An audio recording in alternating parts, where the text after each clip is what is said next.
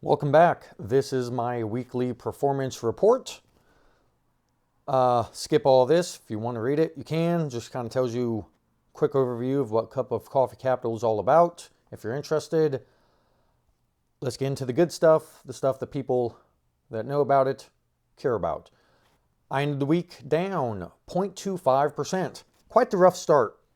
So this first image is year-to-date performance with it being calculated by the last month. So let me just kind of arbitrarily update this to you. I think the S&P is up 6 or 7%, and I would say that I'm roughly down 1.5, I don't know, maybe 2%. So that's a good 7 to 9 point spread. So that's unfortunate, but it is what it is. And there's a lot more time left in the year and see what happens. So with that out of the way, let's get into what I did last week. I sold Transocean. If you want to know why, I made a video about why. With the proceeds from Transocean, I bought Valaris. You will now see that Valaris is actually my largest position as a percentage of the portfolio, up to 16.85%. So that's what I did. I sold Transocean. With the money from Transocean, I then bought Valaris. And I really don't have much to say for this week. Uranium's taking a nosedive. A lot of things, interestingly, ran up hard at, I would say, the beginning of the year, but we're still kind of in the beginning of the year. But like SurgePay ran 20, 30% in January, and then pretty much gave back all the returns. Uranium, done the same thing. Some other names, I don't know which ones specifically, have acted similarly. And in there, I noted in the excuse me, in the article, I referenced how I'm trying to concentrate my portfolio. Time to time, I just look over my names, look at the position sizing, saying like, am I going to do something more with this, or are we just going to keep it at a 1 or 2% position? Like, what's the point of that? Is there somewhere better to deploy the capital? If this name falls, would I buy more of it? Things like that. And so I would say that I'm not touching my cash. I told you all a couple of times now that I'm building a cash position. And so that means if I want to buy something, I need to sell something. And there are some things that I would like to make a larger position, that I'm struggling to make a larger position because the names have ran so hard. And or, it's always funny. There's always an excuse not to buy a stock. It's up too much. I'll wait for a pullback. It's down a lot. It might keep falling. Or the classic, it's done nothing and gone nowhere. Why do I want to put more money into a dead investment? So there's always these thoughts that always justify. You have to remember, it's an evergreen story. There's always one of these three reasons why you don't buy a stock. And it's kind of funny, and I'm going through the same thing. But there might be some names that I get rid of and add more to some other names. But yeah, let's see what happens in regards to that. And there's some names that are a small position that I'm waiting to. I think I said last week that I buy a stock. Normally my style is to kind of get a small starter position and nibble at it to make it a larger position over time, which is funny because thematic inflection investing is kind of something I do, and I'm kind of stupid when it comes to that, to use a simple word, because it's like, okay, so you think it's inflecting, but here I am taking my time to establish a position. It's like, so that just means I'm going to buy at a lot higher prices. And the answer is, that's pretty much how that works out. And I really struggled with that, which is quite unfortunate, because if I was able to put more money up front in the position to begin with and just let it run, then that would be nice. So I have two things going against me. Remember, the point of Cup of Coffee Capital is to discuss the difficulties, in part, of starting a new portfolio. So I just noted one. Let's say I want to make something a 20% position in portfolio. I might buy 5% of it. But at the same time, I'm recognizing that I think that that sector, that industry, that name is inflecting. So what happens is let's say it actually inflects.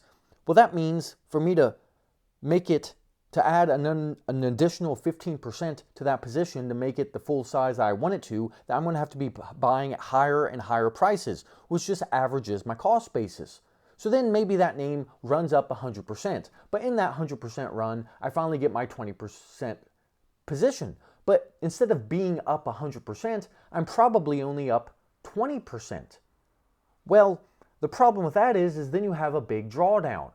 Okay, so let's say that name pulls back 50%, or let's say it retraces 50% of that run up. Well, that means I'm now down 30% on a 20% position of my portfolio. Like, it creates problems. So then I chased up, because you could say that's what I'm doing, even though it's not prompted by emotion or FOMO. I'm just trying to nibble at a position to get size, and which is kind of stupid for such a small portfolio that I have, but it allows me to get more comfortable and see things are actually inflecting, and causes me to want to buy the name more. And normally I deploy capital in a few tranches. So I might go from 5% to 10% to 15% to 20%. It's not like it's 5, 6, 7, 8. I take big bites in tranches essentially. And so that's problem number one, is you raise your cost basis. And it'd be reasonable enough for a stock that ran 50% to retrace 50% of that move, which means you're now going to be down on a big position for probably a few months or a few quarters. And then the second problem is at first, when establishing a portfolio like I've constructed with cash deposits coming in at $50 increments per week, you dilute the size of that position in relation to your portfolio over time. So let's say year one, I have a 20% position in a name. All else being equal, that will only be a 10% position in year two, just because of the cash that's come in. And so what you wanted to be a big position is a smaller position, just due to the facts of the systemic structure of how the portfolio is created due to cash inflows. So you got the 20% position, but now it's a 10% position, which is kind of nice too, because what that means is that when you get that 20% position and then it retraces half the move, you're now in the red on the name. With the cash inflows, you can then build it back up, because now that 20% position might be a 15% position, which then allows you to essentially lower the cost basis to then, or average the cost basis, to then build it back up to a 20% position. So that's the kind of game. Or you could just be the person that says, bam, 20% position. But like I said, so it's 20% position, it runs 100%, it's now a 40% position, it retraces half the move that it made, so now it's a 30% position, and then you never touch it again. I'd like to get to that point, but I do struggle to do that. I'm kind of a slow builder of a position, not a fast builder. I'm slow to react to things generally, that's just my temperament. Like if you have the Gartner hype cycle, so I get protected in hype cycles as a consequence of me being a slow adopter who also really isn't susceptible to FOMO and emotionality. But I'm also, so you have the Gartner hype cycle, but then you also have the innovation adoption curve. I recommend you Google both of these images. Well, the problem with that is I'm also slow to adopt new technology. If a new gaming console, which I don't play, but if a new gaming console comes out, I don't jump on it. Number one, I want the price to come down, but also I want the bugs to be worked out and the quirks to be worked out. But also I'm just slow to adopt things, whether it's fashion styles, whether it's slow to adopt people into my life, just on and on. I'm slow to to do that, and that's just my temperament, and that reflects in my investing strategy. The problem is it doesn't go well with inflection investing, so it's definitely problematic. And St. Joe, they reported earnings. I think they had 44% revenue growth year over year. I want to say, I can't remember if that was for the quarter or year over year or Q4 2023 over Q4 2022. But either way, they're growing numbers quite nicely, and yet no one cares, and it really doesn't seem. And most companies that are growing revenue like that,